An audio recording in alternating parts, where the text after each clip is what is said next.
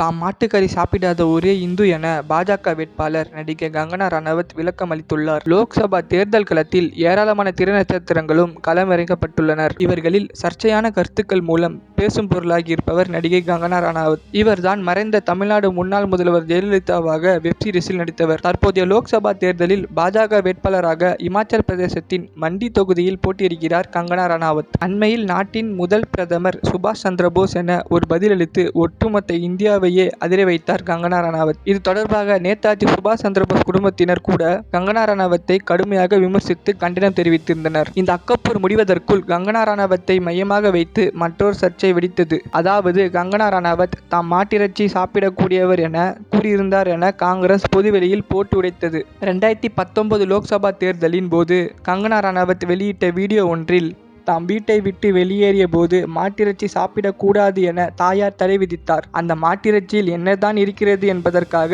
நான் அதை சாப்பிட்டு பார்த்தேன். எனக்கு மாட்டிறைச்சி மிகவும் பிடித்திருந்தது என கூறியிருந்தார். அப்போதும் இது சர்ச்சையாக கங்கனா ரனாவத் தரப்பு மறுப்பு தெரிவித்தது. அதனை இப்போது காங்கிரஸ் மீண்டும் நினைவூட்டி விமர்சித்தது. மேலும் பாஜகவினருக்கு பசுதான் புனிதமான தெய்வம். மாட்டிறைச்சி வைத்திருந்தாலே கடும் எதிர்ப்பு தெரிவித்து வன்முறைகளை கையில் எடுக்கக்கூடிய நிகழ்வுகள் நடந்திருக்கின்றன. அப்படியான நிலையில் பாஜக வேட்பாளர் கங்கனா ரனாவத் மாட்டிறைச்சி சாப்பிடக்கூடியவர் என்கிற காங்கிரஸ் குற்றச்சாட்டு கங்கனாவுக்கு நெருக்கடியை ஏற்படுத்தியது. இதனைத் தொடர்ந்து தற்போது கங்கனா ரனாவத் விளக்கம் அளித்துள்ளார். அதில் தாம் ஒருபோது மாட்டிறைச்சி எல்லாம் சாப்பிட்டதே இல்லை. தாம் ஒரு பெருமிதமான இந்து. மாட்டிறைச்சி சாப்பிட மாட்டேன். யோகா மற்றும் ஆயுர்வேத வழிமுறைகளை பின்பற்றுகிறேன் என விளக்கம் அளித்துள்ளார் கங்கனா.